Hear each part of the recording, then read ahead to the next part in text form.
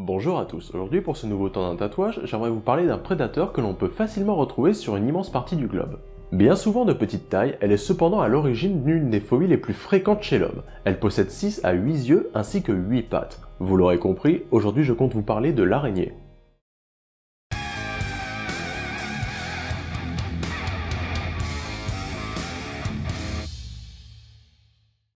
Pour commencer, parlons de l'aspect symbolique le plus répandu chez l'araignée, à savoir son côté effrayant, repoussant, voire même cauchemardesque.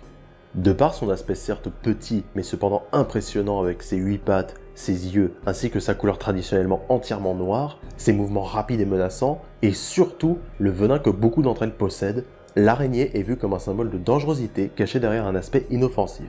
À savoir que la veuve noire, l'araignée la plus tatouée, mange également ses partenaires. On peut donc rajouter à ce motif un symbole de pouvoir féminin ou encore des aspects effrayants et dangereux de l'amour. Donnez-lui un aspect englué dans sa toile, visqueuse et malsaine, où celle-ci emprisonne ses victimes pour les consommer vivantes, et vous aurez là un très bon symbole horrifique où toute la menace et la peur qu'inspire cette bête sera à son paroxysme. Mais dans un autre registre, le fait que cette créature soit aussi petite et donc facilement chassée par les autres prédateurs, mais qu'elle ait développé autant de compétences au fur et à mesure des siècles, évoque en tatouage la lutte. La lutte que les gens ont dû mener dans le passé ou doivent mener dans le présent au jour le jour. Tiens, d'ailleurs, saviez-vous que l'araignée dans les tribus amérindiennes est à l'origine des attrape-rêves? Selon une tribu appelée les Anishinaabe, une femme araignée venait tous les soirs pour tisser une toile protectrice autour de tous les nouveau-nés. Mais la tribu étant devenue trop grande, elle n'arrivait plus à tisser de toile pour chacun d'entre eux.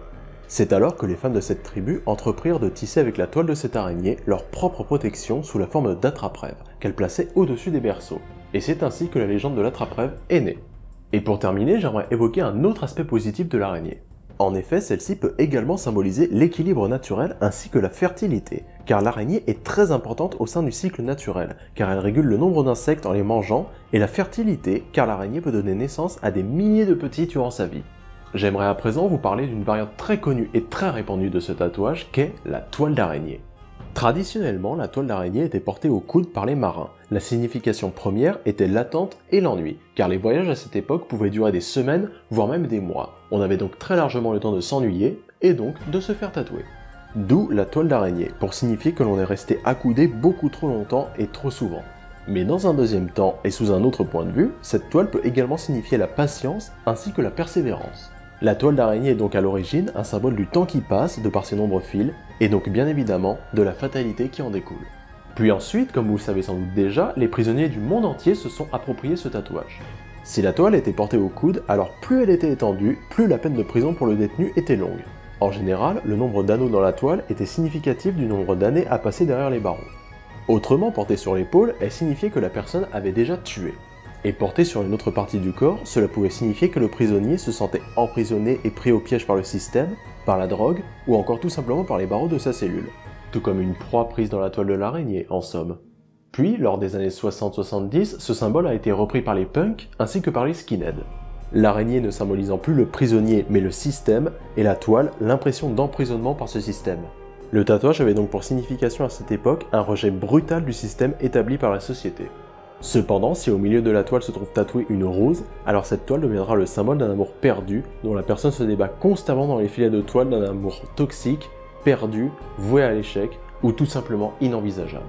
En conclusion, si tu cherches un motif à la fois effrayant et féminin, ou bien encore que tu cherches un motif qui symbolisera le temps qui passe ainsi qu'une forme d'emprisonnement, alors peut-être que le tatouage d'une araignée ou de sa toile sont faits pour ta peau. Pour ceux qui ont eu le courage de rester jusqu'à la fin, j'aimerais dans un premier temps vous remercier pour le cap des 10 000 abonnés qui a été dépassé. C'est symbolique, mais ça fait grandement plaisir.